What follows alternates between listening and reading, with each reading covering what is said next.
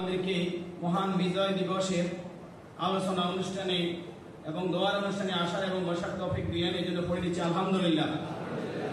দুরূদ ও সালাম বিশ্ব নবীর প্রতি সাল্লাল্লাহু আলাইহি সাল্লাম।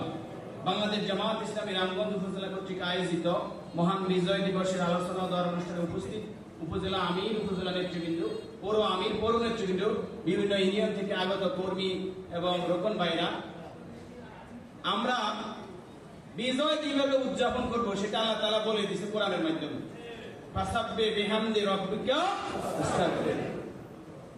আর বিজয় উদযাপন করা হয়েছে ঢোল বাজিয়ে, গান বাজিয়ে, বিজয়ের রাত্রে মানুষের ঘুম হারাম করে মানুষের স্বাধীনতাকে হরণ করা হয়েছিল।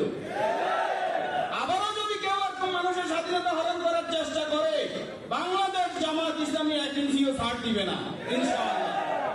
ইনশাআল্লাহ আমাদের বিজয় উদযাপন একরকম, ইসলামের বিজয় উদযাপন যে যাবে ছিল, ঠিক আছে কিনা? 2 নম্বর পয়েন্টে কথা বলব। 1971 সালের 16 ডিসেম্বর বাংলাদেশ রেজিস্ট্রি হয়েছিল দলিলে, কাগজে কলমে, কিন্তু আমরা এই বাংলাদেশকে বুঝিয়ে পাই নাই। এই বাংলাদেশের স্বাধীনতা আমরা বুঝিয়ে পাই নাই।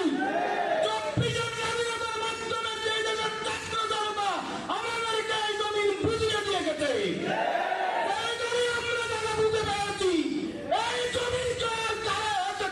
ইনশাআল্লাহ। 3 নম্বর পয়েন্টে কথা বলবো। বাংলাদেশ জামাত ইসলামীর কাছে এই দেশ নিরাপদ। এই দেশবাসীকে জানিয়ে দিতে চাই, এই দেশের ইসলাম, এই দেশের স্বাধীনতা, সার্বভৌমত্ব বাংলাদেশ জামাত ইসলামীর কাছে নিরাপদ। আগামীতে আপনারা এই দেশকে বাংলাদেশ জামাত ইসলামীর হাতে তুলে দেন, কারা চক্র লাগাইতে বাংলাদেশ জামাত ইসলামী এদের কিছু দিবে না, ইনশাআল্লাহ। সর্বশেষ যে কথা বলব,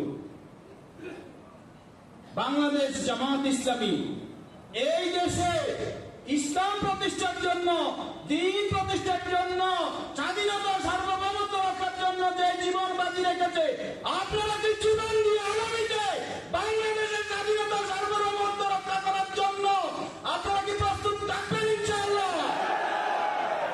আমাদের সবচেয়ে বড় শত্রু আমাদের আল্লাহ রাব্বুল আলামিন।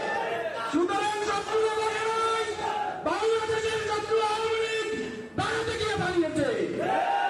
আমরা মনে করি আমাদের শত্রু এদের চেয়ে বড় হয়ে গেছে। সুতরাং আমাদেরকে অতন্ত্র প্রহরীর ভূমিকা রাখতে হবে, ইনশাআল্লাহ।